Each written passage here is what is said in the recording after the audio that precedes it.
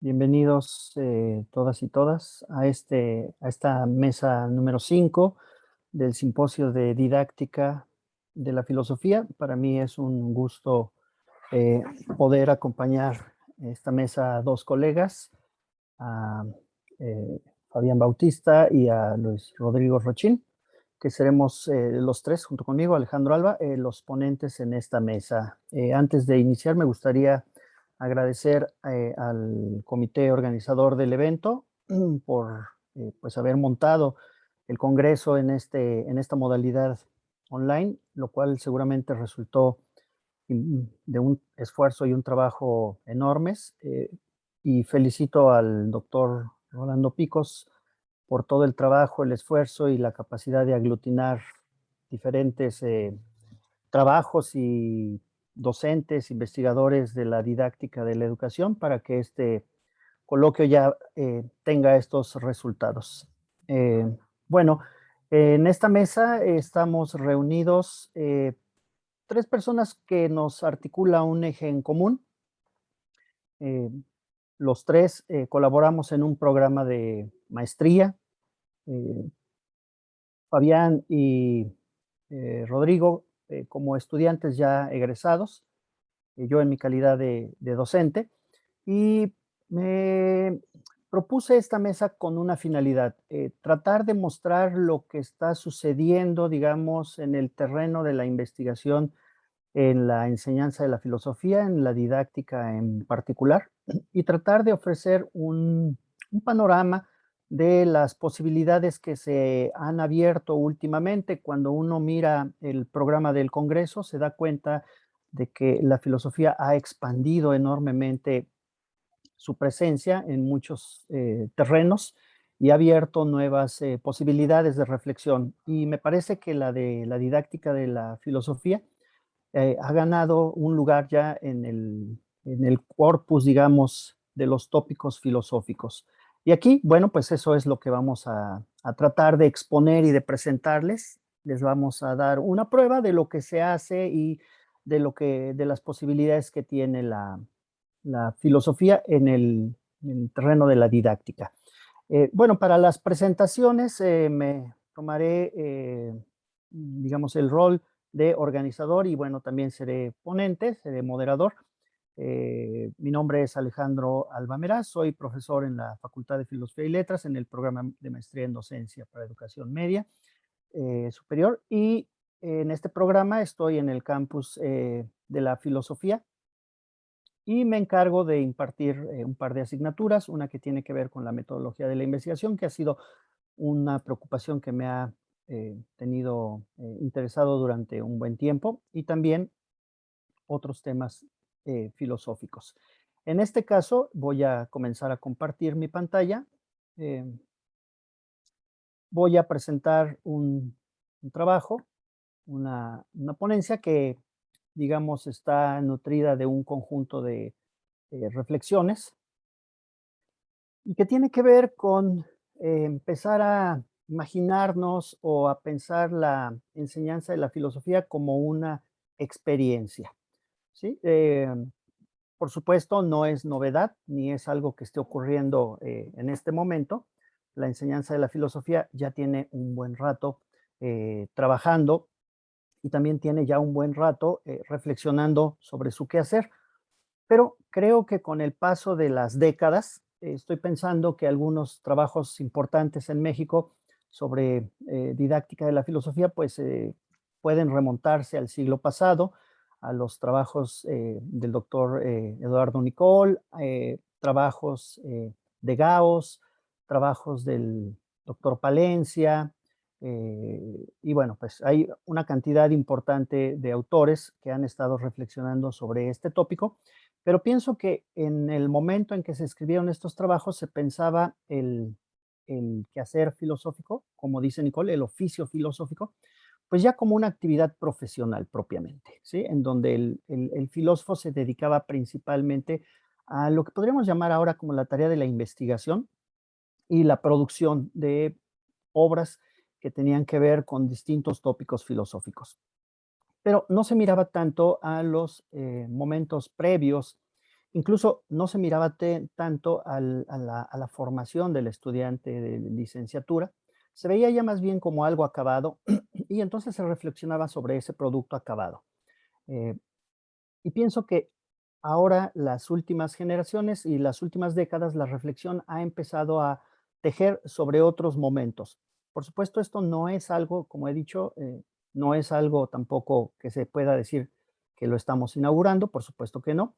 Hay otros autores en otras épocas, en otros momentos, que también se han interesado por otros periodos de la formación y de la educación filosófica de los estudiantes, y algunos se han centrado pues en la formación inicial y otros en estadios un poco más avanzados. Pero me parece que ahora ya hay como un cuerpo de trabajos y de estudiosos interesados en momentos específicos, que puede ser la educación básica, que puede ser la educación media, que puede ser la educación universitaria, e incluso la formación después de haber obtenido el título de licenciado en filosofía, ¿verdad? Entonces, como que se ha empezado a diversificar y se ha empezado a entenderse, ¿no? Algunas especificidades. Yo, sin ocuparme propiamente de uno de los momentos que he mencionado, quisiera tratar algunos rasgos generales de lo que voy a entender como experiencia en el caso de la enseñanza de la filosofía, que es el tema que a continuación voy a presentar. Eh, digamos que la filosofía, de alguna manera, muchos autores la han situado como una especie de preparación o formación para el diálogo, para un tipo de diálogo, ¿no? Para el diálogo que transcurre con autores, con pensadores del pasado, ¿verdad? Y que también se insertan en una dinámica de intercambio con autores del presente, que hacen reflexiones sobre los principios, sobre los motivos, que dan a una cierta manera de organizar fenómenos, hechos o maneras de entender el mundo. Y ese diálogo para el que se les prepara a los estudiantes en la carrera o en los estudios que estén vinculados en algún sentido a la filosofía, pues es una especie de proceso, ¿verdad? Largo, que va orientando y va preparando, ¿no? Para la reflexión, para la indagación de problemas y de muchas maneras también hacia la búsqueda de sentido de nuestra propia existencia y experiencia. Entonces los filósofos dicen, bueno, pues en la filosofía lo que sucede es esto, ¿no? La gente, los formadores, los docentes de la filosofía, pues lo que hacen es esto, tratan de generar una estructura tal que le permita a los estudiantes entender que lo que se hace aquí es aprender a dialogar de cierta manera para crear a partir de ella una especie de experiencia. Bueno, pero lo que nosotros notamos a la hora de estar desarrollando nuestras actividades es pues que tenemos una cierta forma, ¿no? Una cierta manera de enseñarla, que por supuesto se ha ido modificando en el tiempo, aunque creo que de todos modos existe una tendencia que lo mantiene, ¿no? Que lo podríamos llamar de una manera así muy genérica, sin pretensiones de caricaturizar ni nada de esto, lo podríamos llamar la enseñanza convencional, ¿no? En donde esa pretensión, esa búsqueda de diálogo, se empieza a transformar en la práctica, ¿no? Eh, el conocimiento empieza a ser solamente o en su gran mayoría transmisión y sobre todo el aprendizaje se empieza a individualizar. Algunos consideran que esa individualización ocurre por la especificidad de las disciplinas. Sin embargo, el exceso, digamos, de hacer esa parcialización tiene sus efectos, por lo menos en la comprensión, ¿verdad?, de lo que es esta actividad de aprender a organizar el pensamiento de cierta manera para reflexionar, para hacerse preguntas, etcétera.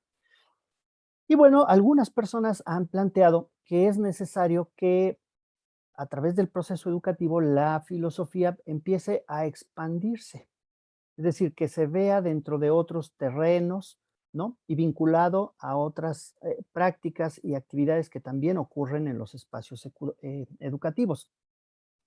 Y en realidad mucha gente está considerando que la enseñanza, más que ser algo así como un proceso de estarle pasando a las personas la información o principalmente la información que tienen, debería de ser un espacio de interacción mucho más activa, en donde se construyen comunidades que empiezan a vivir eso que significa aprender filosofía. Y bueno, pues más adelante veremos en qué consiste eso de vivir eso que se llama filosofía o que yo aquí estoy llamando filosofía. Em, bueno, hay un conjunto de consideraciones que a mí me gustaría poner un poco a la mesa y bueno, también por supuesto, dirigirlas hacia el auditorio que nos está escuchando y nos está viendo, pues acerca de lo que se ha considerado que tiene la filosofía de peculiar y que tendría que ocurrir. Aquí debo de decir que en ese planteamiento inicial que hice de que la filosofía se había reflexionado sobre ella, sobre todo como algo ya más acabado, como un producto ya realizado, en donde sobre todo se formaba como para la investigación y este tipo de cosas, mucha gente ya se ha dado cuenta, pues, de que la filosofía en realidad no es tanto como un producto, algo acabado, que ya lo vemos cuando se plasma en un libro. En realidad, esa es una parte, es un componente, es una esfera, es una dimensión de algo mucho más grande, mucho más complejo, mucho más articulado, y en donde la escuela tiene un rol importantísimo, ¿verdad? Porque ahí es, no solo ahí, pero ahí es uno de los espacios en donde de manera formal y articulada se empiezan a generar, pues, habilidades, experiencias y se obtienen conocimientos que luego van a convertirse en motivos, si los estudiantes se dedican a esta profesión, a preparar un simposio, organizar una ponencia o elaborar un libro. Eh, y entonces estas personas dicen, bueno, hay un conjunto como de constantes que tiene que tener en cuenta el profesor que está enseñando filosofía y que deben de estar presentes porque son importantes, ¿verdad? Como el saber que en la filosofía hay ciertas reglas, ¿no? Reglas para hacer distinciones, distinciones de qué cosa se puede tomar como un problema filosófico, qué cosa, pues, es un problema, pero no corresponde al orden de la filosofía. También el estudiante necesita formarse, habilitarse para empezar a rastrear entre todo lo que sucede a su alrededor, aquellas cosas que pues tienen los visos o se pueden caracterizar como un problema, ¿verdad? Y son sobre todo aquellas que empiezan a cuestionar nuestras creencias, que empiezan a mover los supuestos. Eso me parece que en cualquier nivel de educación es fundamental, que los estudiantes aprendan, y bueno, los profesionales también debemos hacerlo, debemos aprender a cuestionar estas cosas que consideramos ya están terminadas, ya las definimos, eh, vamos con ellas el día a día, bueno, pues siempre hay posibilidad de replantear, ¿no? Esas creencias y entonces empezar a modificarlas. Eh, Otra cosa que dicen los autores es que es importante el uso de la historia de la filosofía, es decir, cuando enseñamos regularmente decimos, bueno, vamos a hablar sobre Nietzsche, o vamos a hablar sobre Heidegger, o vamos a hablar sobre Foucault, y entonces nos remitimos a las cuestiones de historia de la filosofía. La historia de la filosofía es importante, sin la historia de la filosofía no podemos entrar en esa dimensión digamos, sincrónica de los problemas, pero el problema con esto es que tiende a esquematizar. Entonces, mucha gente dice, mira, hay que usarla, pero hay que usarla con cuidado. No podemos enseñarla así de esta manera, ¿no? Eso de enseñar historia de la filosofía, bueno, no puede ser, puede que no resulte tan productivo para aprender filosofía. Y luego, bueno, pues, hay cosas que tienen un cierto orden, ¿no? Se acomodan de cierta manera, hay elementos de carácter lógico y epistemológico, por ejemplo, que son los que se ubican al principio, cuando uno empieza a reflexionar y empieza a ver como los huecos, las fracturas que tienen las explicaciones o los argumentos que estudiamos, ¿no?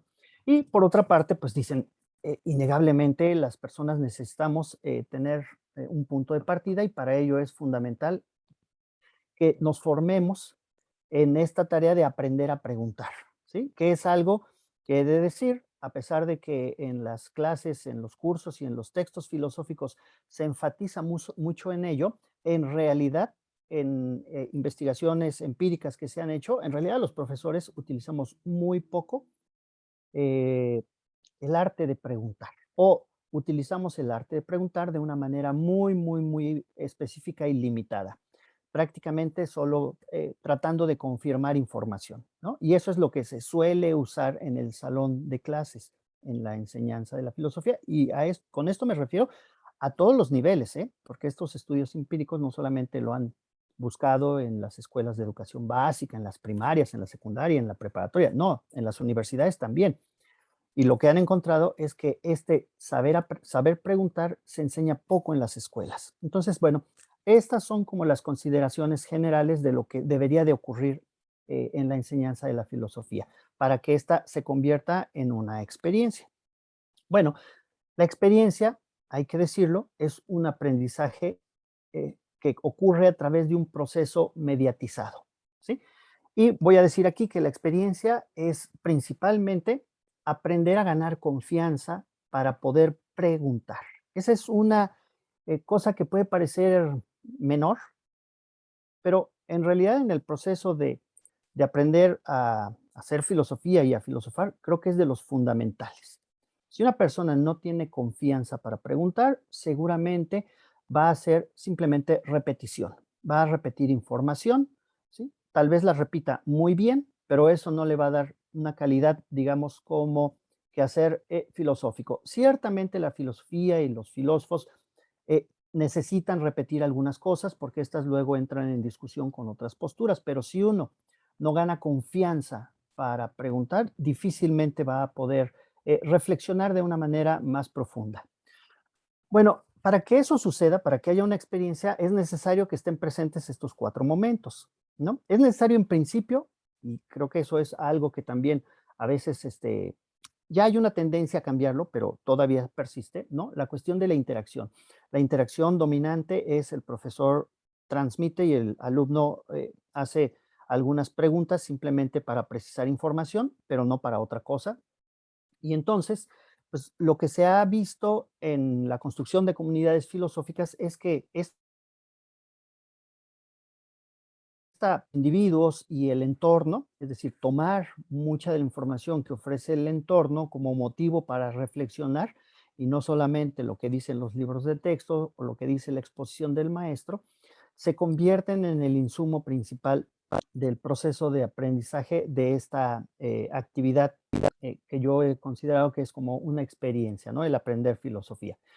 Si hay un espacio en el que ocurre esta interacción de manera consistente y sólida, es posible que las personas empiecen a apropiarse de parte de esta información, de las habilidades o de los valores que están inmersos en esa estructura pedagógica para enseñar filosofía y que las personas lo empiecen a integrar a su red cercana de intercambio que pueden ser sus compañeros estudiantes o pueden ser otras personas, no necesariamente los estudiantes, ¿no? Y eso favorece la creación, la activación de mecanismos de control que les permiten a las personas, por ejemplo, desde utilizar los conceptos de una manera más precisa hasta utilizar algunas de las herramientas más interesantes que tenemos nosotros, que son, por ejemplo, nuestros métodos, ¿no?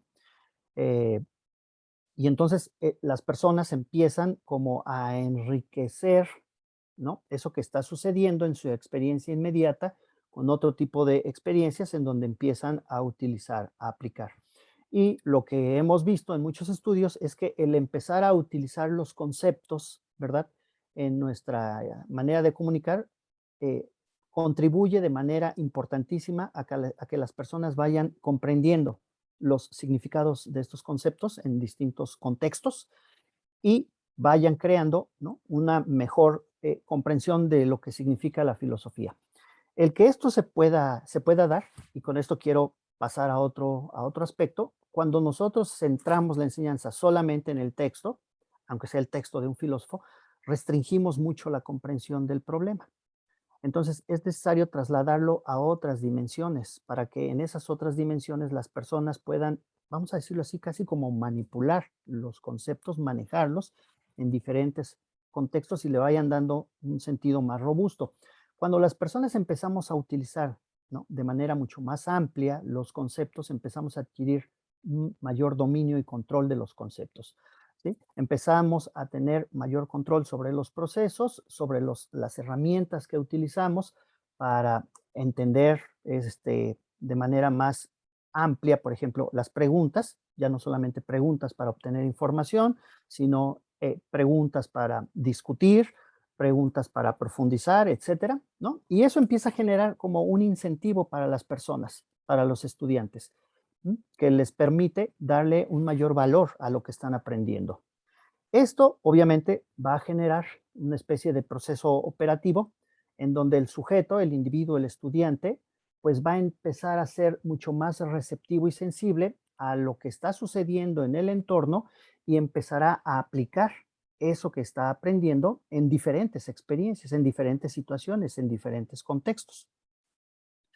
Bueno, este aprendizaje como experiencia, que ya dije, es todo un proceso de mediación en el que las personas van involucrándose con el corpus que podemos llamar saber filosófico de distintas maneras. Como dije, unas son empezando por la recepción, ¿verdad? El conocimiento más inmediato que nos ofrecen los profesores, pero luego empieza a haber un montón de acciones o de actividades en donde nosotros empezamos a involucrarnos con esos conceptos, con esas ideas, con esas herramientas, ¿no? Para poderlo ejecutar, digamos, bien, lo que hay que hacer es tener en cuenta estos momentos, ¿no? El primero es el de la proximidad, es decir, que lo que se aprenda, aquel concepto que se quiera enseñar en el aula, necesita estar cerca o dentro del contexto del estudiante. Si nosotros lo ponemos demasiado lejos del contexto del estudiante, probablemente no tendrá todos los elementos, aunque sea un concepto importante, no va a tener todos los elementos para que el estudiante se pueda acercar ahí, ¿sí? Lo va a ver simplemente como, ¿no?, un saber que el maestro dice que es interesante, que es importante, que lo va a preguntar y entonces probablemente lo que suceda es que tienda a memorizar. Así que entonces, bueno, pues hay que aproximar el conocimiento al estudiante, ¿sí? Hay que ponerlo en su contexto. Y luego, pues eso que se ponga en el contexto del estudiante se tiene que preparar de tal manera que tenga posibilidades de favorecer dos aspectos. El desarrollo intelectual de los estudiantes, es decir, que eso que se enseñe tenga características para un esfuerzo intelectual, que se convierta en un reto para el estudiante, y por otra parte, que genere incentivos, vamos a decirlo así, motivacionales para el propio estudiante. Es decir, si no se genera el interés, probablemente el estudiante encontrará una estrategia para apropiárselo temporalmente, ¿sí? Cuando esto sucede, cuando es posible que eso que se enseña tenga posibilidades de atraer, exigirle un poco al estudiante y además involucrarlo, se puede generar un pequeño proceso eh, con una duración limitada que podríamos llamar de homogeneidad. Es decir, que se va a empezar a generar en el estudiante o en el conjunto de estudiantes una especie de estructura que podríamos llamar nosotros también patrones. Ciertos patrones comunes entre todos los estudiantes que favorecen el intercambio de la información. Por ejemplo, se establece un patrón para compartir o para intercambiar dudas, utilizando argumentos, utilizando preguntas reflexivas, en fin, se pueden utilizar diferentes recursos, pero entonces se puede estandarizar en ese momento una especie de patrón, por ejemplo, de cómo nos acercamos a los textos, qué es lo que vamos a identificar, ujú, cuál es la forma en la que se tiene que plantear la pregunta, por lo menos la pregunta inicial, ¿no? Y cómo se puede desarrollar la interacción entre todas las personas. Entonces, bueno, ese es otro momento, ¿no?, de la experiencia o de la construcción de la experiencia, y luego sigue la de la progresión, es decir, que se tiene que llevar a los estudiantes un poco más allá, ¿sí? Se tiene que buscar la manera en que los estudiantes vayan un poquito más adelante de lo que el guión, vamos a decirlo así, instruccional del docente ofrece, que esa es la parte más interesante de la filosofía, cuando los estudiantes empiezan a preguntar sobre lo que están aprendiendo en territorios que ya no son parte de la competencia, vamos a decirlo así, del salón de clase, ¿sí? Se abren más allá del salón de clase. Y claro, pues hay aquí una serie de fases importantes que se tienen que considerar, ¿no? Entre ellas estaría la de la recuperación del contexto, ya lo decía yo, necesitamos ofrecer una manera de exhibir o presentar eso que se va a enseñar, ajá, de una manera situada. Por supuesto, hay que dar los elementos necesarios para entender, para comprender, para interpretar la situación en la que se están dando esta exposición o presentación de conocimientos, porque muchas veces los profesores llegamos al salón y empezamos a soltar una serie de conceptos que muchas veces para los estudiantes no tienen sentido. Y el proceso de reconstrucción o de construcción para los estudiantes de ese discurso del docente puede ser oneroso en términos de tiempo. Y el tiempo que invierte el estudiante en entender eso que el profesor está diciendo, pues por supuesto merma en el tiempo que el estudiante va a dedicar a su propia reflexión. Y esa es una cosa sobre la que muchas veces no pensamos, en el tiempo de la enseñanza. ¿Sí? El tiempo de la enseñanza y el tiempo para reflexionar sobre un tema filosófico. Son dos temporalidades muy distintas. ¿Sí? El tiempo de la enseñanza, bueno, es el que está marcado en nuestro programa y decimos, le vamos a dar 30 minutos, ¿no? A presentar el concepto de moralidad o de razón práctica en Kant. Bueno, ese es un tiempo que tiene que ver con lo que tardaré yo en mi exposición y los estudiantes en leer un texto. Pero luego viene el tiempo de la reflexión para entender qué es la razón práctica, o qué es la moralidad, o qué es el bien, o qué es lo que sea, ¿sí? Y ese es otro tiempo distinto. Ese tiempo no se puede pautar tanto como el tiempo de enseñanza y es necesario que el profesor lo considere. ¿Qué tanto tiempo necesita el estudiante para reflexionar y cuáles son las ayudas que le puede dar el profesor a ese estudiante para que vaya avanzando en su reflexión? Y claro, para eso es necesario que lo que se presenta también vaya acotado a ciertas problemáticas, ¿sí? A ciertos problemas que de alguna manera el estudiante no solamente las entienda, vamos a decirlo así, que el estudiante pueda ver el problema, ¿sí? Esa es una cosa con la que, bueno, creo que yo, no sé si otras personas, siempre durante nuestra etapa de formación, yo sí me decía a mí mismo, ¿cómo se verá este problema si lo tuviera enfrente, si estuviera ocurriendo un hecho enfrente de mí, ¿cómo se vería este problema? Imaginemos cualquiera de los problemas filosóficos, un problema ontológico, en fin, lo que sea. ¿Cómo se vería este problema? Me gustaría ver ese problema, ¿no? ¿Qué situación estaría ocurriendo para que yo dijera, este es el momento en el que está sucediendo el problema? Y bueno, pues muchas veces nosotros eh, digamos, acompañamos nuestras exposiciones, la presentación de nuestras temáticas, bueno, pues de la estructura y forma que los autores y los filósofos la entregaron en sus obras, pero sabemos que esa es solamente la forma que le dieron para la presentación en el texto. En realidad ellos vivieron o experimentaron un montón de cosas que luego los llevaron a ofrecerlo de esa manera. Bueno, un poco la tarea del profesor es recuperar todo ese proceso previo de construcción del problema hasta llevarlo a esa forma más sólida, ¿no? Y eso es lo que tendría que ocurrir, digamos, en el salón de clase. Ahora, ese trabajo, realizar esa tarea a veces es muy difícil para un solo docente, sobre todo cuando tiene muchísimos estudiantes, como son las aulas universitarias. Entonces ahí lo que conviene es hacer trabajo colaborativo, trabajo en equipo, porque además creo yo que bueno, si bien nos han transmitido la idea de que los filósofos son personas solitarias, pues bueno, luego ya leyendo sus biografías resulta que no eran tan solitarios, ¿verdad? Tenían sus comunidades, como Kant, que todos los días tenía su círculo de acompañantes, ¿verdad? Con los que almorzaba, y entonces ahí discutían cosas. Y por supuesto, pues los claustros de profesores en donde había discusiones, y bueno, la propia academia griega nos dice que mucho de esto sucedía en trabajos colectivos. Entonces, creo que las aulas en donde se enseña filosofías deberían de ser aulas mucho más colaborativas, menos preocupadas por el trabajo individual, aunque sí importa el trabajo individual porque por supuesto que hay diferencias entre estudiantes. Y luego creo que entre la comunidad y el profesor se puede generar un proceso de síntesis y reconstrucción, es decir, donde se planteen cuáles son las ideas principales que se trabajaron en la sesión, qué conceptos son los importantes que deben los estudiantes aprender, ¿no? Y cuáles son como los caminos y las alternativas que se pueden utilizar para desarrollarlo un poco más.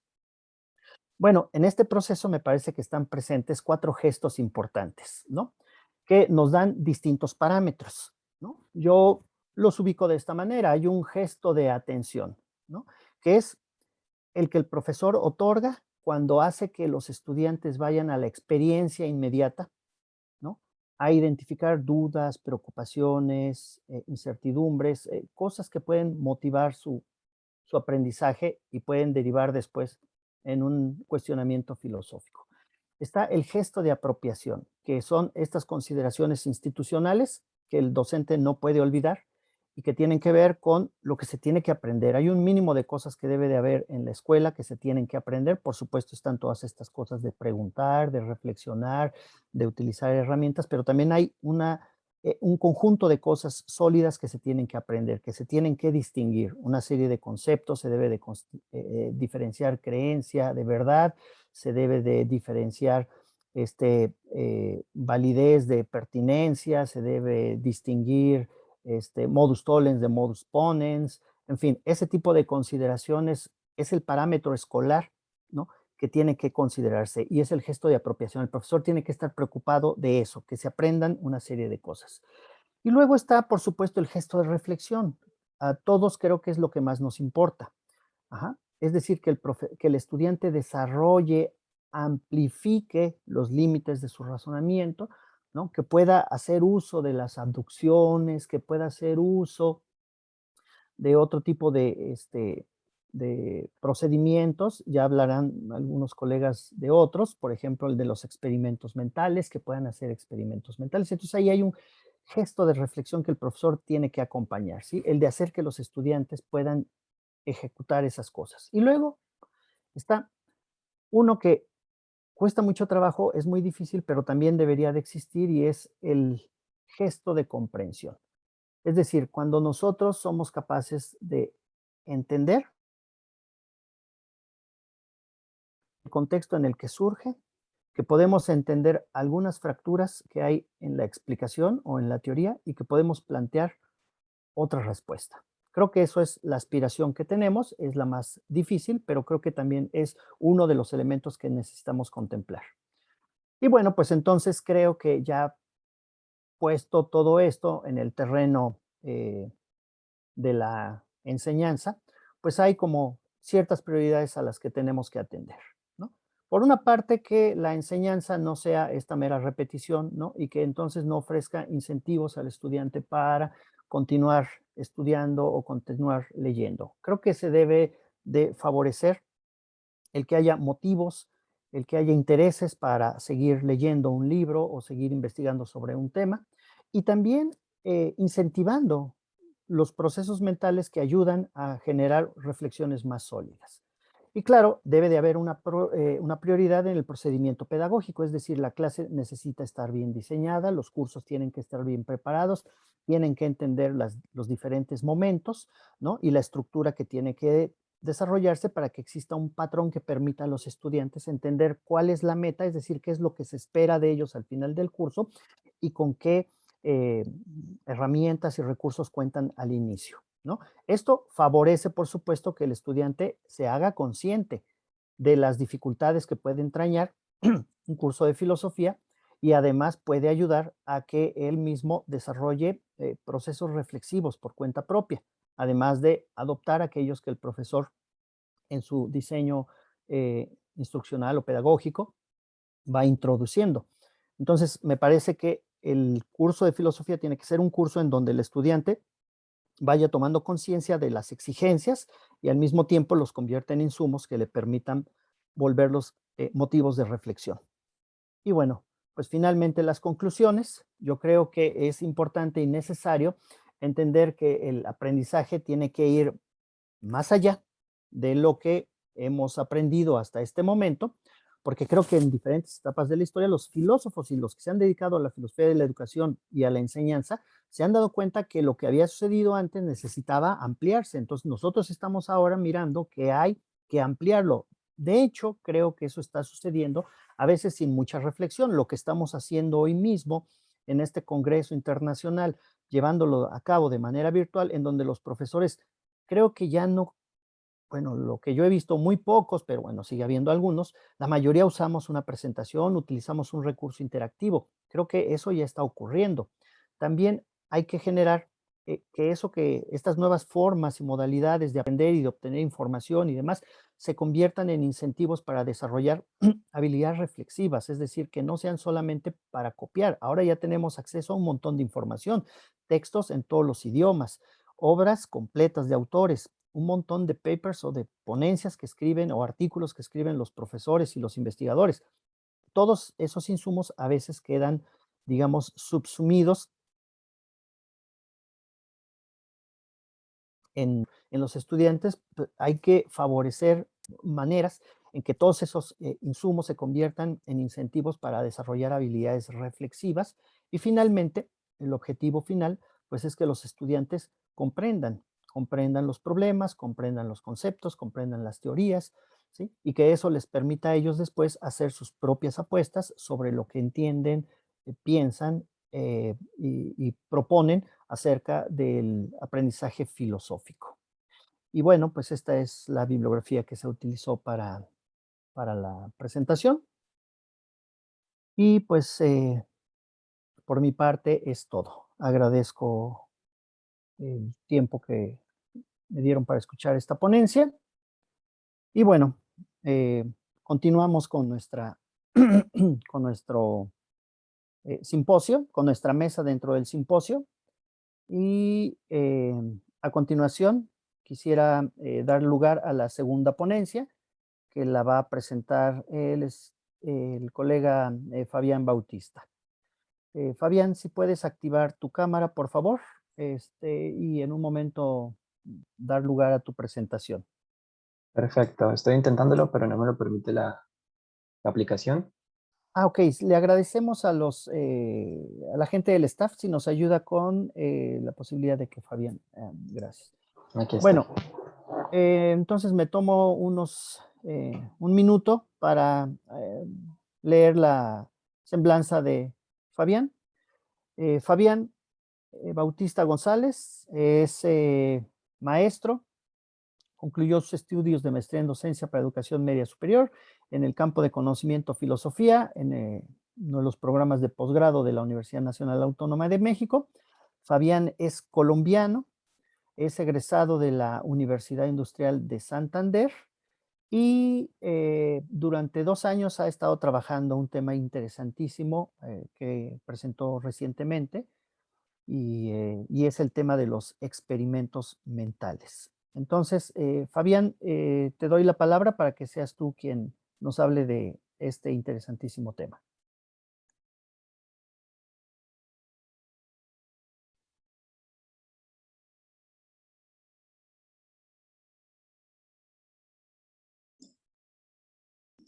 Bueno, muchísimas gracias al doctor Alba por la presentación.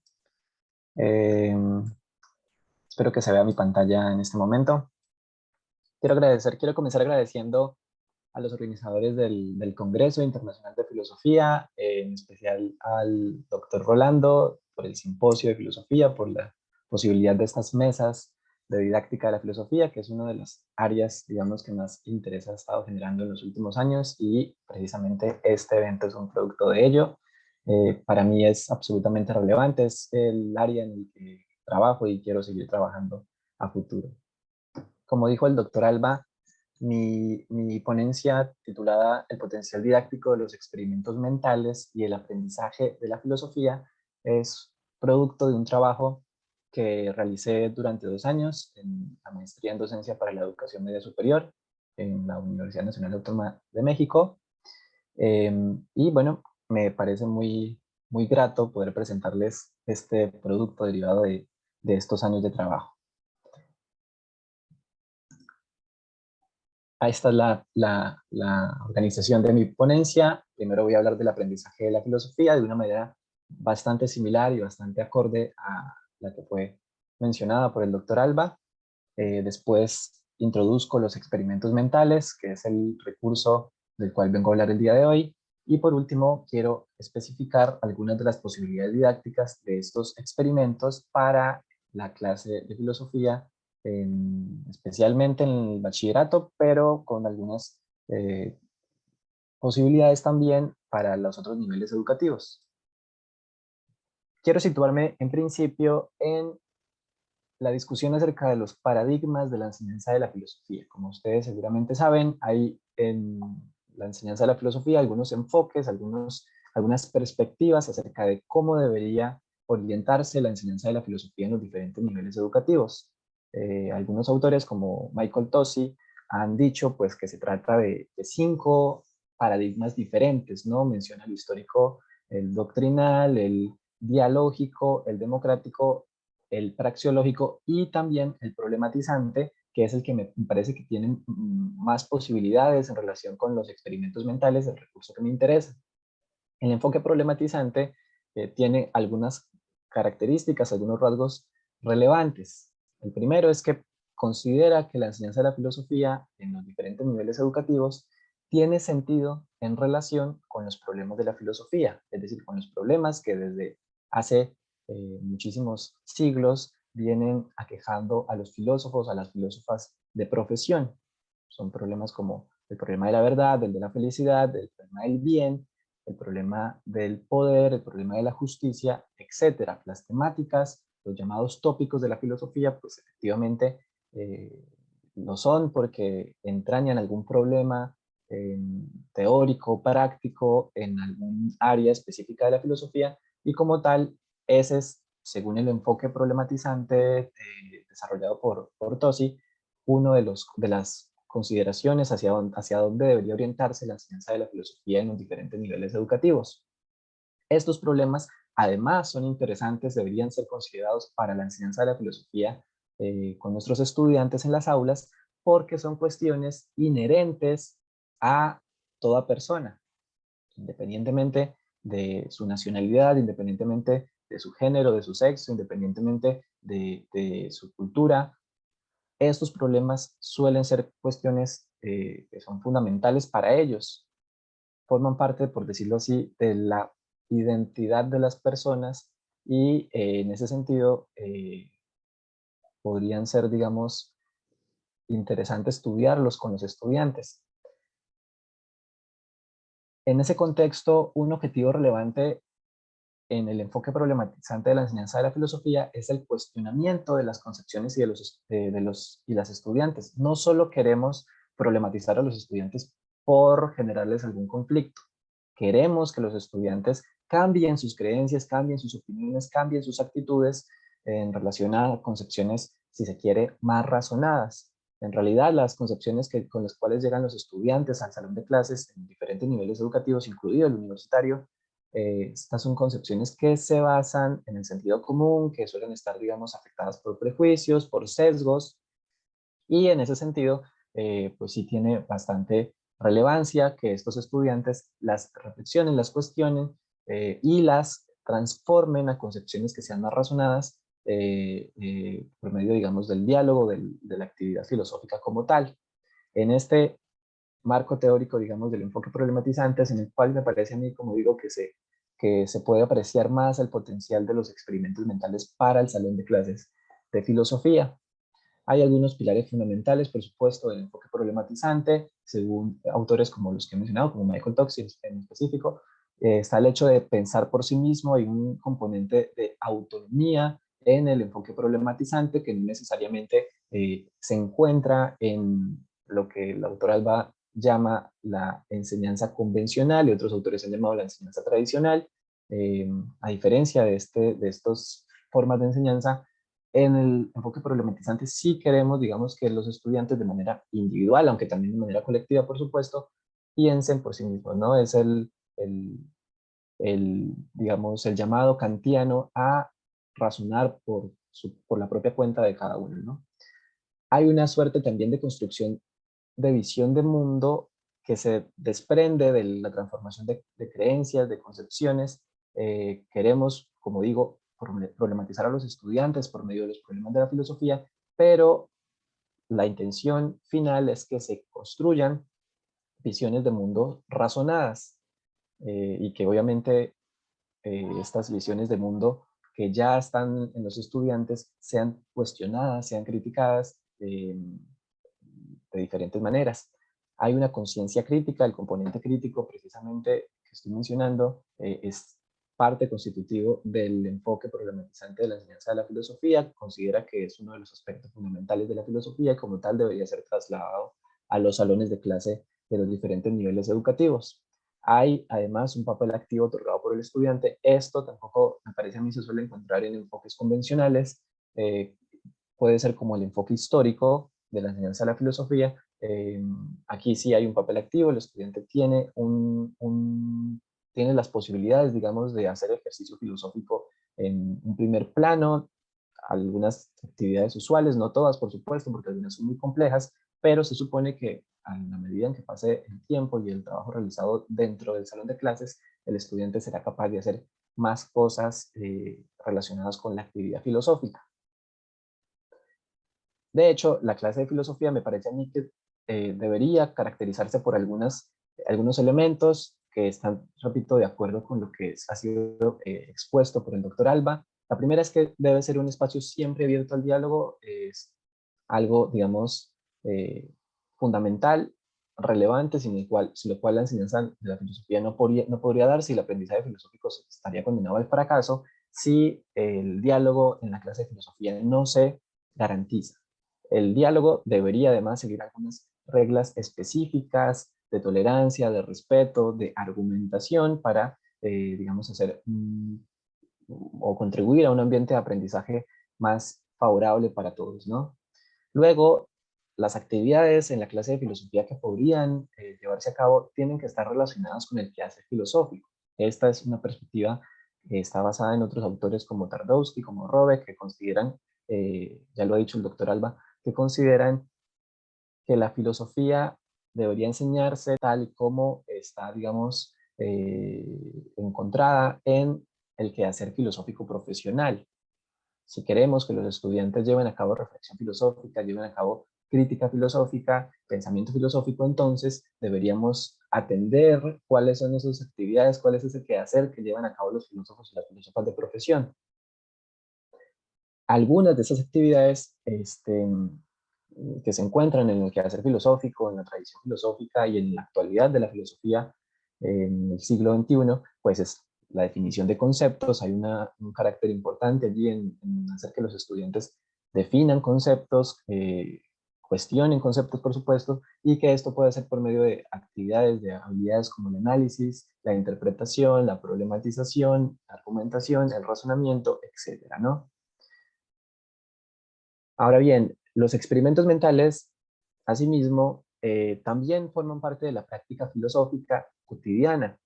En realidad, aunque la investigación sobre los experimentos mentales es un poco reciente para la historia de la filosofía como tal, que es bimilenaria, los experimentos mentales sí forman parte de la práctica cotidiana desde casi el comienzo de la filosofía. Hay algunos autores que mencionan que se pueden encontrar experimentos mentales, experimentación mental en los antiguos griegos, Platón, Aristóteles. De hecho, pues sabemos que uno de los mayores experimentadores fue Platón, pero incluso antes, en los filósofos presocráticos, hay algunos vestigios de experimentación mental. Estas autores que menciono aparecen en las referencias y las mostraré en un momento.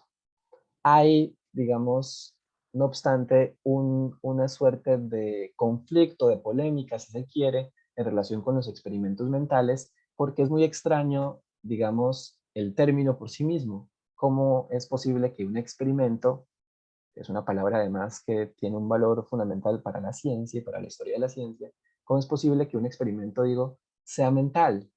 Si un experimento precisamente se caracteriza por darse en un laboratorio, por darse en la realidad, por tener ciertas eh, componentes de control específicos, muy rigurosos, ¿no? Entonces, en la mente, digamos que es un escenario no necesariamente eh, eh, controlado, por decirlo así, eh, ¿cómo puede darse en ese contexto, ¿no?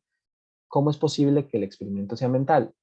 Eso hace que se pueda revisar, digamos, la historia de los experimentos mentales para notar que, muy al contrario de lo que podría decir el sentido común, los experimentos mentales tienen algún vínculo con los experimentos reales, con los experimentos de laboratorio. De hecho, una postura famosa es la de Ernst Mach, que publica un artículo en 1897 sobre los experimentos mentales, en alemán se titula así a la hora de traducirlo, y allí dice que los experimentos mentales sí tienen una relación con los experimentos reales de laboratorio y en cierto modo comparten alguna función específica.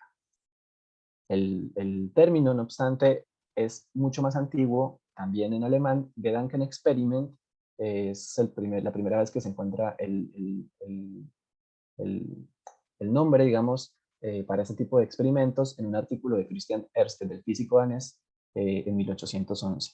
Como digo, hay algunos autores que consideran que los experimentos mentales van más allá, digamos, de estas fechas o de la aparición del término como tal de experimentos mentales y lo llevan a la antigüedad.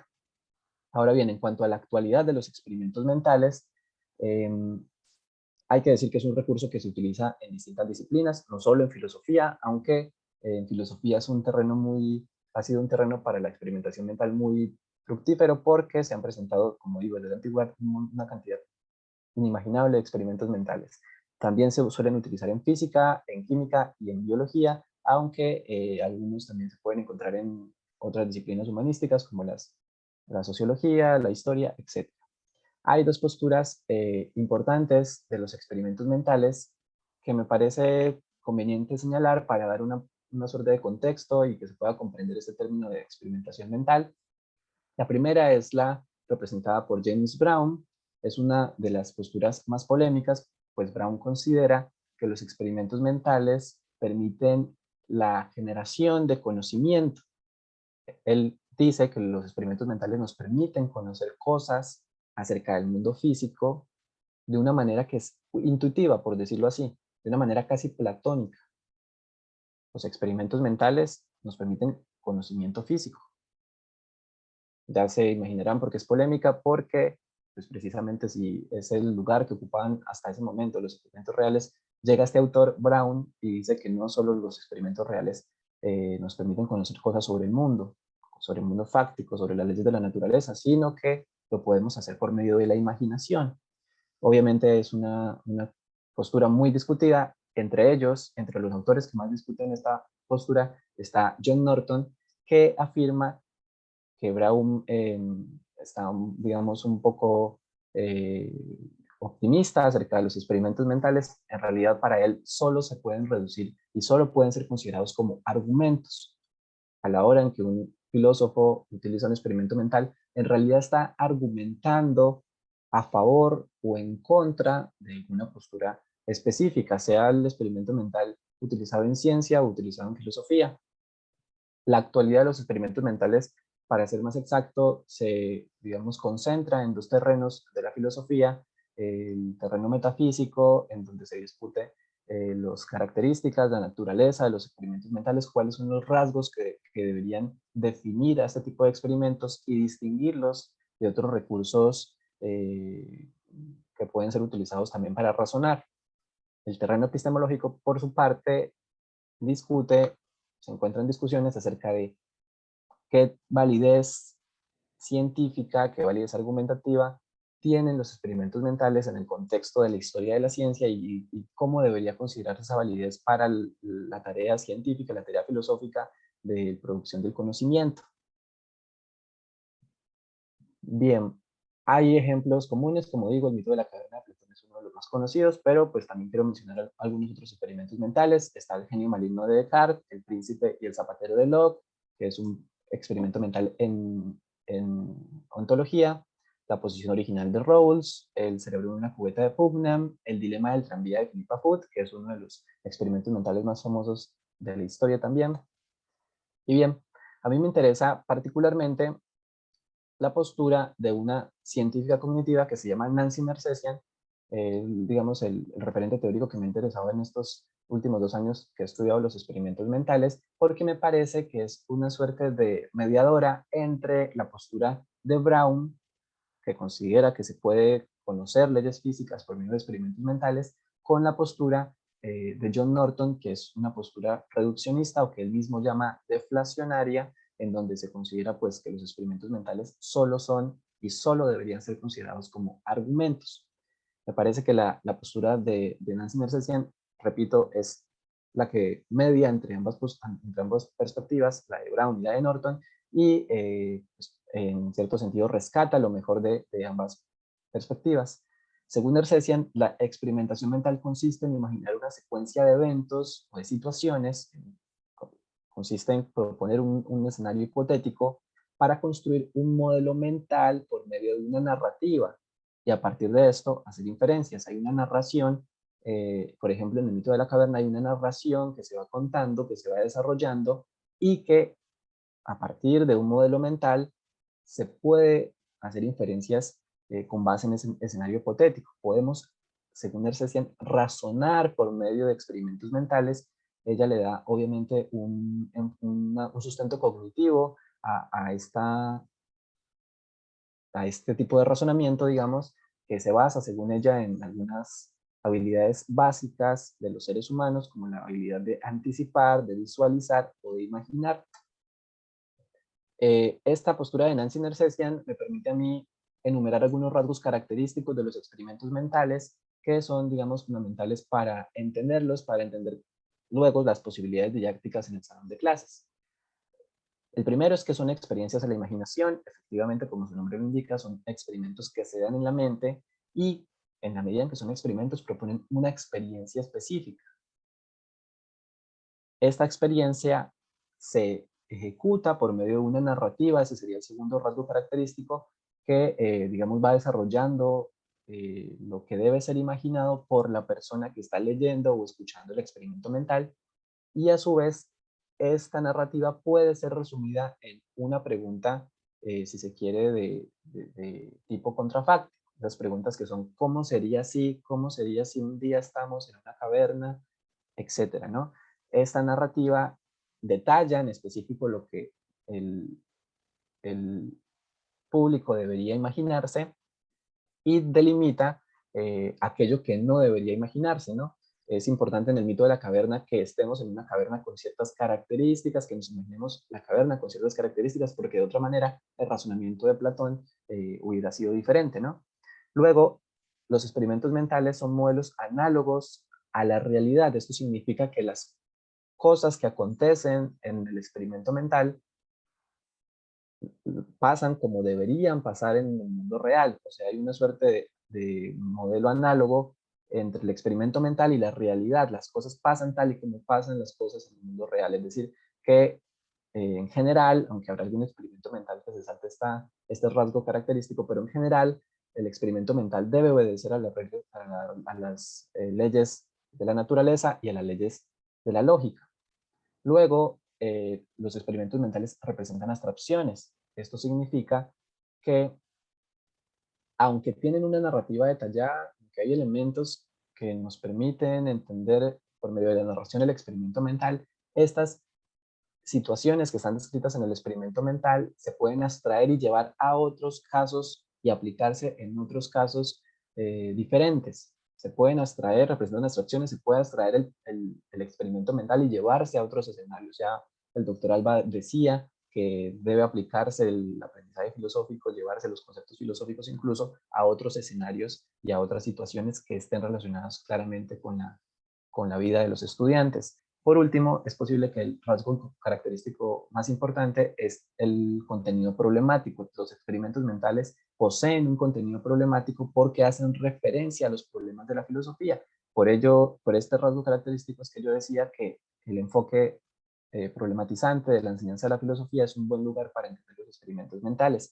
El contenido problemático es relevante en este contexto teórico y es, digamos, lo que debe explicarse a los estudiantes a la hora de presentar el experimento mental, no solo proponerles una situación fantástica como la del mito de la caverna o como la del dilema del tranvía, sino que debe hacerse el esfuerzo de que los estudiantes comprendan el problema que está allí representado en el experimento mental. Bien, para pasar a las posibilidades didácticas de estos experimentos, hay que decir que, bueno, con base en la literatura que se encuentra especialmente en didáctica de las ciencias, yo la referencio en la bibliografía que les mostraré, que les mostraré en un momento. La primera posibilidad, digamos, yo hago esta clasificación, en realidad la clasificación no la encontré como tal, y al ver tantos trabajos, sobre todo en didáctica de la ciencia, sobre experimentos mentales, pues me tomé la tarea, digamos, de clasificarla. Una primera posibilidad tiene que ver con lo motivacional, es el hecho de que los experimentos mentales, por las situaciones fantásticas que presentan, por el hecho de que son como una suerte de historias que se van contando y que los estudiantes tienen que ir imaginando, estos experimentos pueden generar interés y atención a los estudiantes. Pueden a su vez fomentar la imaginación, fomentar la creatividad. En algún momento, digamos, el profesor también puede hacer que los estudiantes modifiquen el experimento mental que ha sido presentado, etcétera. Esto lo vamos a ver más adelante en una metodología que les voy a presentar. Pero bueno, está esta posibilidad motivacional, que es importante además para el aprendizaje, según muchos estudios recientes acerca de lo que está involucrado a la hora de aprender. Luego están las posibilidades ilustrativas de los experimentos mentales, en donde pues se encuentra el hecho de que pueden ser usados como ejemplos o pueden ser usados para argumentar una postura filosófica. Si bien los experimentos mentales no son ejemplos, si bien valdría la pena decir que los experimentos mentales no se reducen a argumentos, sí pueden utilizarse para ejemplificar, sí pueden utilizarse para argumentar. O sea, en la clase de filosofía, en el diálogo que debería darse en la clase de filosofía, es válido usar un experimento mental, en mi opinión, para argumentar o para ejemplificar una postura o una crítica a una postura. Luego están las posibilidades situacionales de los experimentos mentales, y es pues, el hecho básicamente de que proponen un escenario hipotético, una situación determinada, muy específica, que permitiría que los estudiantes y el profesor o la profesora que está orientando la sesión dialoguen acerca del problema filosófico que está contenido en el experimento mental. Es sabido bastante que los problemas de la filosofía suelen ser complejos, en los textos se encuentran con una complejidad bastante alta, para estudiantes, sobre todo en los niveles de bachillerato, de preparatoria. Y en ese sentido, pues sí son interesantes estos recursos que permitirían, digamos, que se comprenda el problema filosófico en un contexto determinado, en una situación muy específica y más favorable para la comprensión de los estudiantes. No es lo mismo plantearles un problema filosófico en ontología a los estudiantes, por ejemplo, el problema de la identidad personal, a los estudiantes de preparatoria en los términos en los que está definido, digamos, por Locke, a presentarlo por medio de El Príncipe y el Zapatero, que es una narración. En realidad en el texto de Locke son 2 o 3 líneas en donde él se imagina el experimento, pero si se utiliza estas 2 o 3 líneas para que los estudiantes lo imaginen, es posible que los estudiantes puedan dialogar acerca de este problema filosófico, no en los términos filosóficos como tal, sino en los términos del experimento mental. Y posiblemente la posibilidad didáctica más interesante de los experimentos mentales es que son conflictivos, es decir, eh, se pueden por medio de ellos experimentar un problema de la filosofía, y ya sabemos que hay un enfoque de la enseñanza de la filosofía que considera que puede ser en una experiencia, como lo exponía el doctor Alba, y esta experiencia, a la hora de experimentar este problema filosófico, es posible que se genere un conflicto o un desafío cognitivo en los estudiantes. En el ámbito educativo, el término de conflicto cognitivo es, digamos, primordial. Hay muchas teorías del aprendizaje, hay muchas teorías educativas que lo ponen como pilar y como inicio del aprendizaje. Entonces, esa posibilidad, digamos que sería bien recibida en el ámbito de la educación. Digo, con esta posibilidad sí, de generar conflictos en los estudiantes, puede ser un primer paso para el cambio conceptual, lo que se ha conocido como la transformación de creencias, opiniones y actitudes en las diferentes didácticas, incluida la didáctica de la filosofía. Ahora bien, una de las características de esto que he enunciado de las posibilidades didácticas de los experimentos mentales, me parece a mí, es que son muy diversos. Es un recurso que tiene muchas posibilidades y que como tal requiere una metodología que se digamos, integre todas estas posibilidades y haga más fácil la labor docente dentro del aula. Si queremos que los profesores y las profesoras de filosofía utilicen experimentos mentales, claro que pueden utilizarlos, digamos, de manera más espontánea, pero sería lamentable que se desperdicien, por decirlo así, todas las posibilidades que están encontradas en los experimentos mentales. En ese sentido, la metodología que les presento aquí como última parte de mi ponencia busca integrar todos estos elementos que he enunciado, ¿no? La primera parte de la metodología es una metodología de 5 pasos. La primera parte es el diseño y la adaptación del experimento mental. Esto es absolutamente relevante porque, como digo, no sería sensato, digamos, coger el experimento mental tal como ha sido puesto por Platón, por Aristóteles, por Kant, que también es un gran experimentador mental, y llevarlo a la clase de filosofía tal como está escrito. Sería relevante adaptar el experimento mental de acuerdo a las necesidades, a los intereses, al lenguaje de los estudiantes y obviamente en relación con lo que se quiera en términos pedagógicos, en términos didácticos también.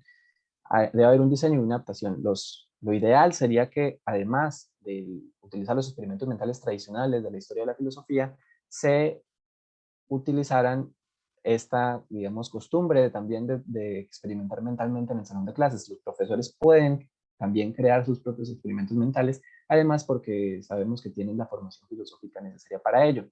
Luego, en el segundo paso, se presenta y se explica el experimento mental a los estudiantes. Este sería, digamos, como tal, ya en el salón de clases, se presenta, lo ideal es que se repita y se explique el contenido problemático que está presente en el experimento mental. Puede utilizarse alguna técnica didáctica para confirmar que los estudiantes comprendieron el experimento mental y el problema que está allí presentado. Luego, una actividad dirigida a partir del experimento mental. Esto significa que la actividad debe ser orientada por el profesor, una actividad en donde se les puede entregar algún formato en equipos y pueden realizar, digamos, un diálogo filosófico en grupos pequeños y generar algún producto, ¿no? Esta actividad además obviamente debe ser realizable por los y las estudiantes, dependiendo del nivel educativo del que estemos hablando y en específico el nivel del curso digamos, en términos de aprendizaje de la filosofía, debería ser bastante tenido en cuenta. Luego, el cuarto paso es la socialización y discusión, en donde ya de manera colectiva se rescatan preguntas, inquietudes, se rescatan posiciones y se rescatan digamos, los productos de las actividades que se realizaron. Por último, el cierre es donde se entregan los productos terminados al profesor o la profesora para su correspondiente evaluación, preferiblemente con base en una rúbrica o al menos en un instrumento de evaluación previamente estipulado. Como conclusiones de la ponencia, bueno, la primera es que efectivamente los experimentos mentales parecen ser un recurso diverso y más que diverso también versátil, porque se pueden utilizar de diferentes maneras. Se pueden dar, digamos, a la hora de adaptarlo, se puede presentar el texto a los estudiantes para que sea leído, o se puede presentar por medio de una imagen, de una ilustración. Mi experiencia también he realizado algunas grabaciones, pues lo he presentado por medio de audios, tengo una suerte de podcast, digamos, de experimentos mentales que me son muy útiles para utilizarlos pues en el salón de clases. Son diversos y versátiles, como digo. Didácticamente tiene varias posibilidades, las situacionales, las motivacionales, las conflictivas sobre todo, y estas posibilidades deberían rescatarse lo más que se pueda porque digamos que son varias cosas que no se tienen en otros recursos, varios elementos que no se encuentran en otros recursos, pero que sí están presentes en los experimentos mentales. Y por último, que debería estudiarse los experimentos mentales a la luz de algunas teorías psicopedagógicas, y también a la luz de otros enfoques o paradigmas de la enseñanza de la filosofía, como el aprendizaje como experiencia, o bueno, otros enfoques como el praxeológico, bueno, en general los enfoques tradicionales y más novedosos de la enseñanza de la filosofía actual. Y ya con eso termino. Aquí muestro las referencias que fueron necesarias para este trabajo. Muchas gracias por la atención. Ujú. Bueno, muchísimas gracias a a Fabián por su excelente presentación. Ya por ahí hay comentarios de que había interés en escuchar esta ponencia. Bueno, a continuación le vamos a dar la palabra al tercer ponente, que es el maestro Luis Rodrigo Rochín Rivera. Él es también licenciado en filosofía y maestro egresado del programa de maestría en docencia de la UNAM, y quien también ha trabajado temas bastante interesantes vinculados al ejercicio de la actividad filosófica. Entonces le cedo la palabra a Rodrigo. Adelante, Rodrigo. Gracias, doctor Alejandro. Hola, buenos días a todos, a todas. Mi ponencia, mi participación tiene un carácter un poquito más personal. Espero que esto no sea alguna dificultad. Y quisiera agradecer, bueno, sobre todo, pues la invitación del doctor Alejandro Alba y la aceptación del doctor Rolando Picos a participar y a contribuir en esto, en este programa, en este simposio del 20º Congreso de la Asociación Filosófica de México, porque pues dentro de mis intereses está el defender lo que hace la filosofía de la educación, y que la enseñanza de la filosofía es, pues vaya, al menos como yo lo entiendo, pues una fundamentación muy grande de lo que pues permite que la filosofía perviva, porque si nosotros dejamos que se pierda esto, le damos poca difusión, pues seguramente si terminamos con la enseñanza de la filosofía tendrá muy pocas vertientes por las cuales crecer. Bueno, pues mi participación se titula Posibilidades filosóficas, como lo mencioné, y creo que parece necesario, bueno, que frente a un tema como este, de posibilidades filosóficas, pues me dedique a ofrecer un panorama general de lo que se puede esperar en el acercamiento a lo que llamamos lo filosófico. Pues aquellos que intentan tener una postura de qué es y qué hace, deberán seguramente empezar por lo que es posible y lo que no esperar en filosofía. Es por ello que por lo primero que deseo hacer es defender en este espacio por qué es importante entender la filosofía y como consecuencia presentaré sus cualidades y posibilidades, al menos pues, desde una postura muy general. Merece la pena introducir un elemento de reflexión genérica sobre el modo en que se ha elaborado la adscripción de las asignaturas filosóficas en la educación media superior, que ha ido reformulando nuestro sistema educativo. Un ejemplo paradigmático es de la falta de rigor y de las ambigüedades que se han producido en materia de políticas educativas a partir de la desaparición de la filosofía como asignatura con el decreto de Josefina Vázquez Mota en el sexenio de Felipe Calderón. Y para ser más exacto, me quiero referir a la publicación del Acuerdo Secretarial 442, que salió el 26 de septiembre del año 2008. En la página 26 dice lo siguiente, cito: otras disciplinas como la filosofía, la ética y la lógica no se incluyen por ser de carácter más bien transversal, pero con ello no se asume que sean de menor importancia. Fin de la cita. Ahora bien, la cuestión política y filosófica de fondo que se revela en estas líneas es de insuficiente o muy general para el objetivo específico de la educación media superior. Y con este punto quedó fuera de la educación obligatoria la filosofía. Tal idea, la de que la filosofía es un conjunto de nociones generales que todos practicamos de uno u otro modo, ha sido muy extendida, incluso entre algunos profesionales en filosofía que suponen que cualquiera puede filosofar sin necesidad de un curso o de algún acercamiento académico. Bueno, pues yo defenderé a partir de este momento la tesis de que la filosofía es una actividad que merece un espacio específico en la educación y que no se debería ver solamente como una competencia transversal de la educación, así como lo mencioné en ese decreto 442. Mi defensa es la siguiente. Si la filosofía es un conocimiento específico, desarrolla habilidades, conceptos y productos específicos, al igual que otras disciplinas como la matemática o la geografía, la filosofía entonces tiene un área y métodos específicos de estudio. La matemática desarrolla habilidades matemáticas y permite, al margen de las circunstancias sociales y culturales de aprender operaciones, que ciertas estructuras matemáticas sean conscientes y evidentes. Es decir, que existan no solo procesos matemáticos, sino que se expliquen tales procesos a la base de métodos específicos.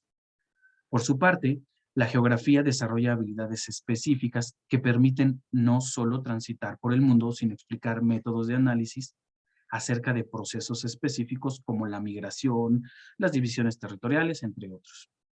De la misma manera, la filosofía se encarga de proporcionar un estudio de las estructuras de razonamiento, crítica y reflexión a través de métodos específicos que permiten hacer conscientes la misma reflexión, es decir, la autorreflexión, la autoconciencia, el análisis del lenguaje, lo que es real, entre otras cosas.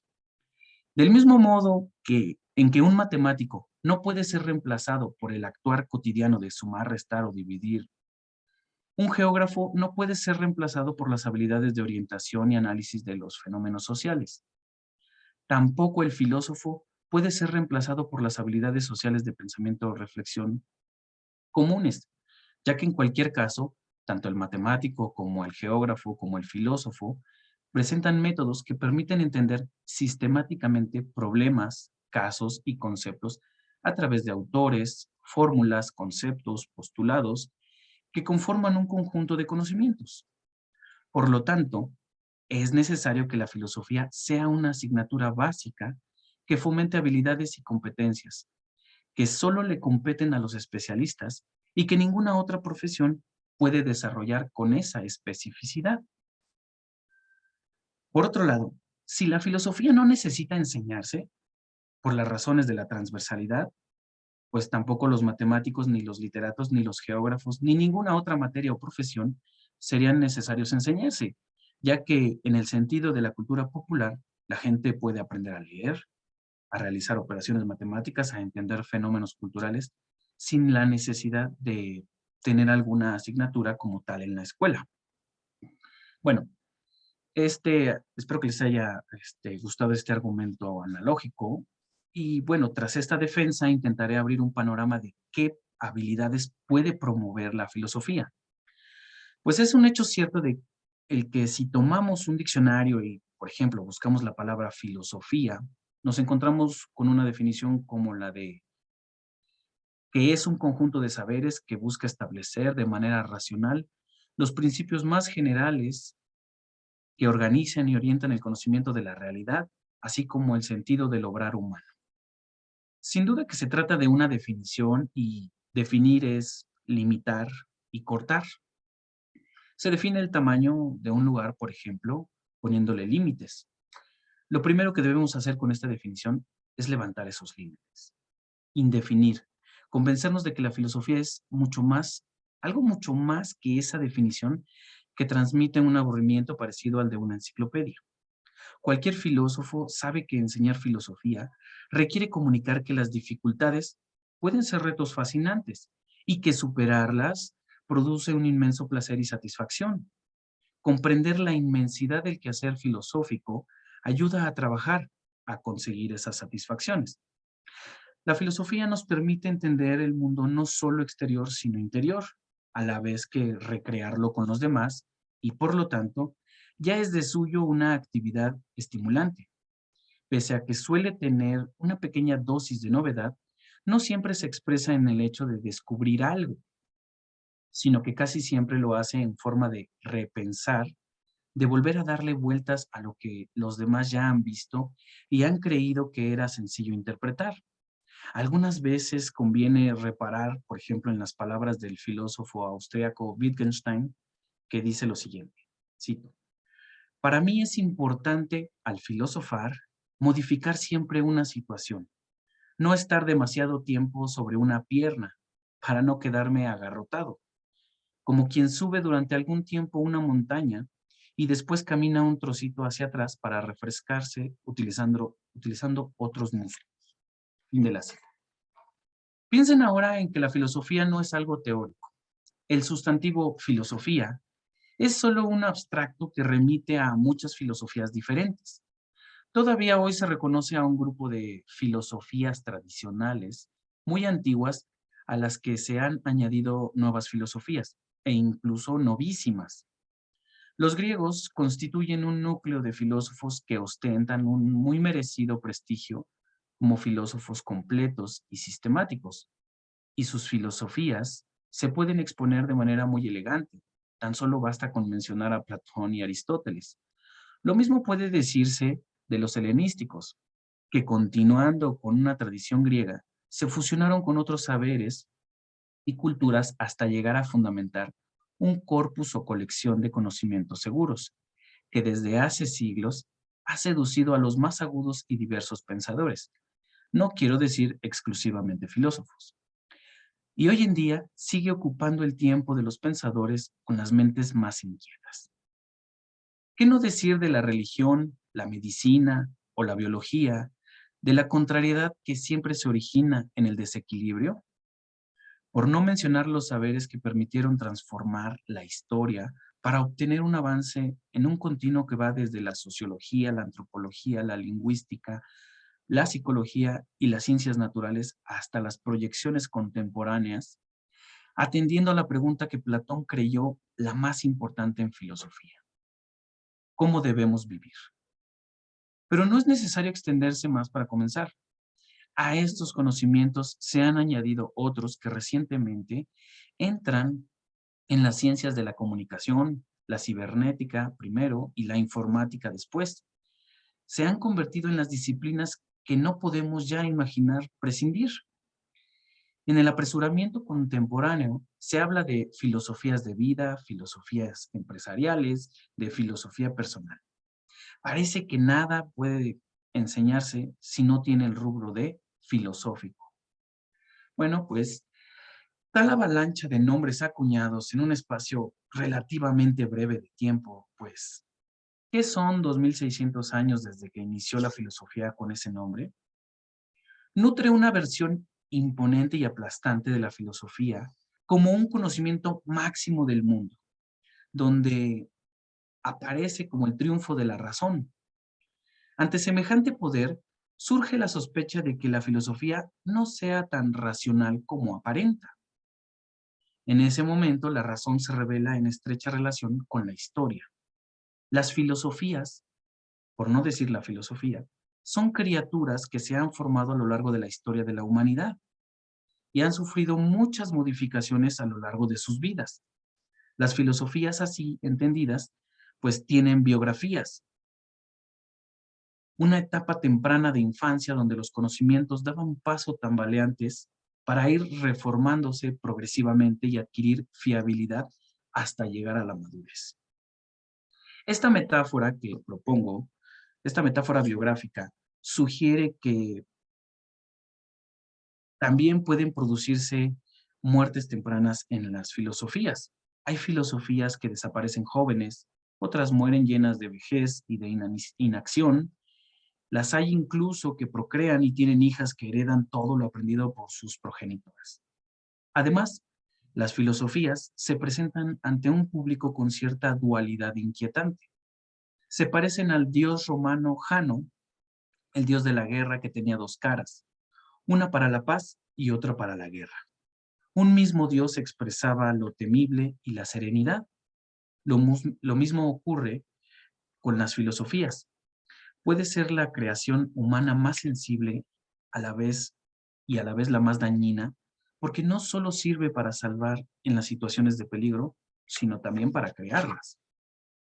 Para continuar, las filosofías también dependen de las circunstancias de sus creadores. Los filósofos tienen que llegar a compromisos, a pactos con la realidad, igual que en cualquier otra actividad humana, están bañadas de humanidad y de subjetividad desde el mismo momento de su formación.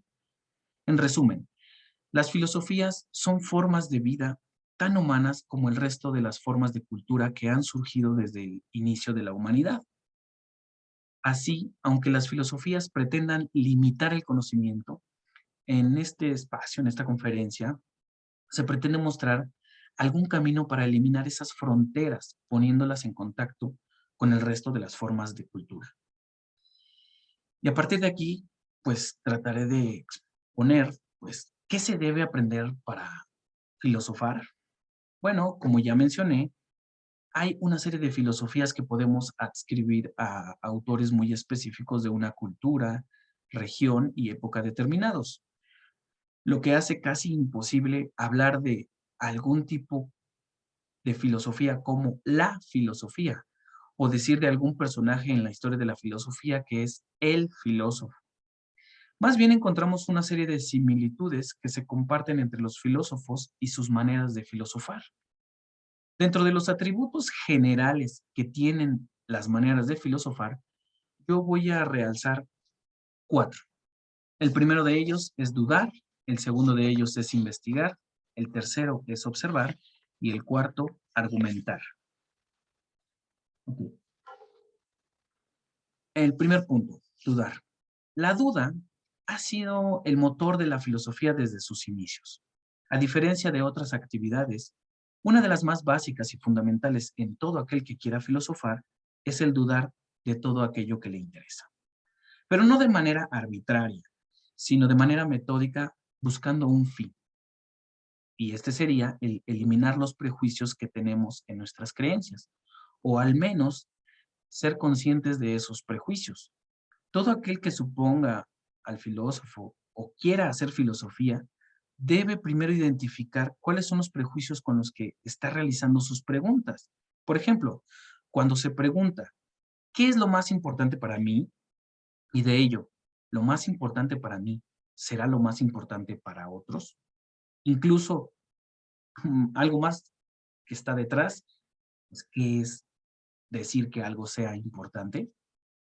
Bueno, pues en la búsqueda de tales prejuicios que se esconden en lo que creemos, podremos darnos cuenta de lo arbitrario y a veces sin sentido que es lo que sostenemos. Para poder efectuar de una manera más clara el paso del dudar, es necesario entender qué afirmamos. Es decir, hay que establecer cuáles son nuestras afirmaciones para poder dudar de ellas. Si suponemos que nuestros gustos son interesantes, divertidos o emocionantes, salta a nuestra vista el que las nociones de interesante, divertido y emocionante se usan para explicar la estructura de nuestros gustos. Y no es un ejemplo trivial porque cuando escuchamos a otros que dicen lo mismo, se están trasladando valores y significados de vida de cada persona.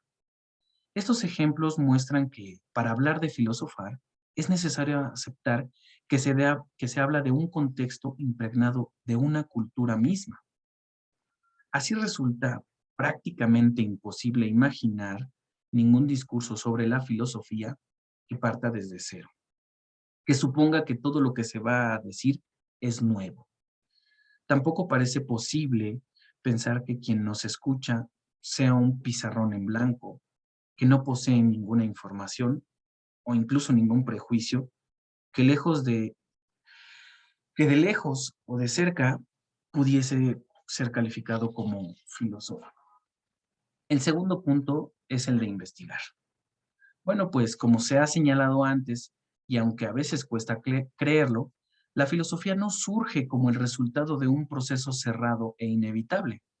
Algo así como un camino en línea recta que tenía que ir desde un punto para llegar necesariamente a otro, sino que son un itinerario, una investigación larga, tan larga pues como la historia de la humanidad. De ahí que con frecuencia la filosofía se haya dado a conocer, se haya presentado a sí misma ante el mundo en forma de diálogo, de conversación en la que se debaten las distintas concepciones o posiciones. Por eso es necesaria la investigación en filosofía, porque permite la continuidad en el interés que ponemos a los diferentes enfoques sobre lo que afirmamos. resulta difícil hablar de un momento fundacional de la filosofía en nuestra época, aunque hay un cierto consenso en que algo de gran relevancia ocurrió en el siglo V antes de Cristo, una época en que se ha nombrado como el siglo de oro, como si hubiera habido un catalizador que acelerara la innovación. De entre las semillas que germinaron en ese clima, destaca Sócrates, nacido en Atenas en 470 a.C. y asesinado en 399 a.C., y cuya actividad se considera básica para entender qué puede hacer hoy y siempre la filosofía.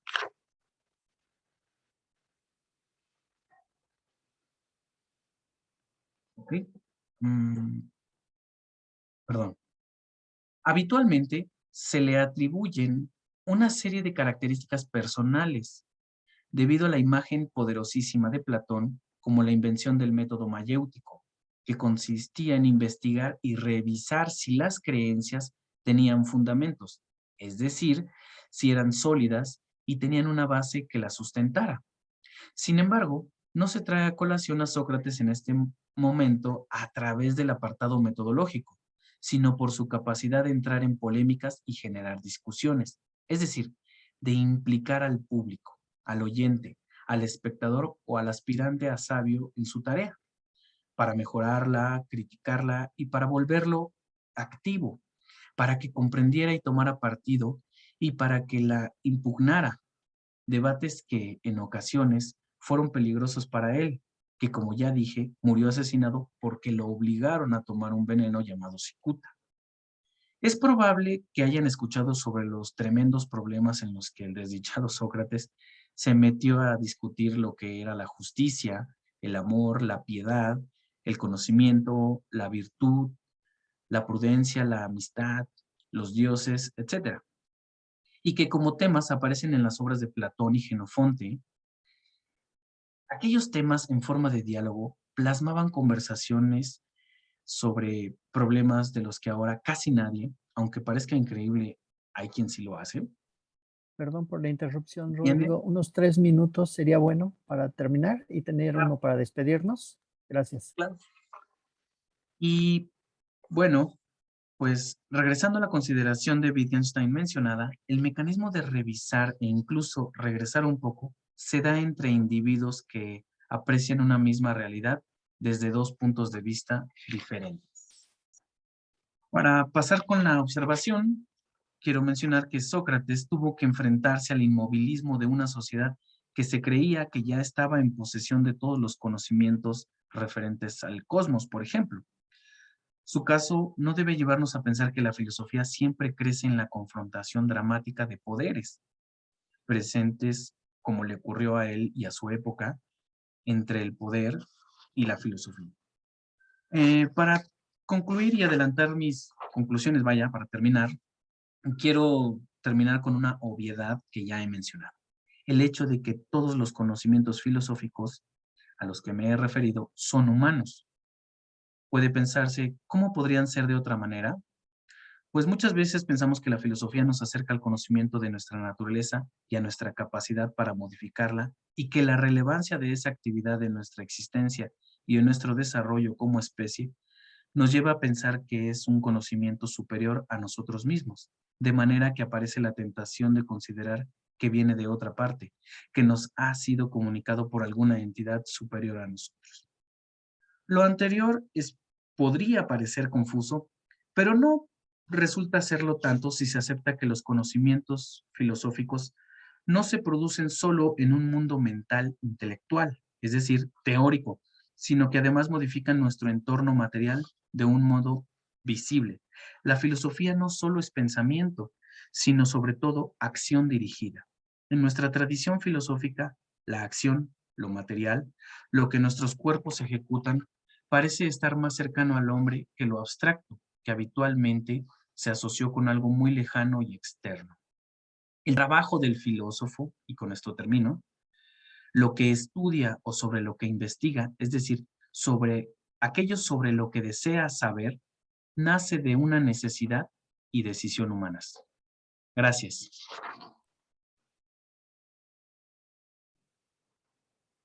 Muchas gracias, Rodrigo, por respetar el tiempo. Bueno, hay otros eventos posteriores. Y bueno, para concluir, nada más bastaría, hay algunas felicitaciones que le hacen a la presentación del maestro Fabián Bautista.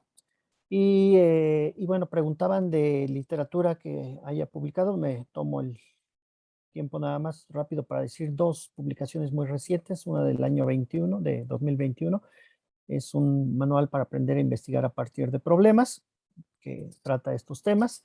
Y el otro es un artículo de hace un par de años, publicado en la revista Cuestiones de Filosofía, titulado Hacia una concepción experimental de la filosofía en la escuela. Déjenme ver, por aquí creo que vi algún otro mensaje para leer. Bueno, hay sugerencias de parte de varios autores, de varios asistentes. Carlos Gerardo Niño Márquez dice que se puede revisar, bueno, es una amplia lista de artículos relacionados con la temática de la ponencia de Fabián. Yo adelanto que los tres ponentes de esta mesa estamos participando en un volumen que coordino y que en este momento se encuentra en revisión. Va bien la revisión, pero bueno, esperamos el resultado. Es un texto que se llama el aprendizaje filosófico a través de sus temas. Es una publicación que, si no sucede nada extraño, ¿verdad? Saldrá publicada por parte de la universidad también, probablemente el año siguiente. Entonces, bueno, si hay algún canal, una vía de comunicar, nosotros les haremos llegar este documento. Lo estamos pensando como un material que se pueda compartir sin problemas. Y bueno, pues eso sería todo de mi parte. Yo agradezco nuevamente al doctor Rolando Picos Bobbio la tarea de reunir a tantas personas, tantos trabajos y hacer posible este simposio y todas las mesas que estuvieron aquí incorporadas. Y creo que de mi parte sería todo. Yo agradezco a los organizadores por la excelente logística y creo que sería por mi parte todo. Hasta luego. Un buen día para todos.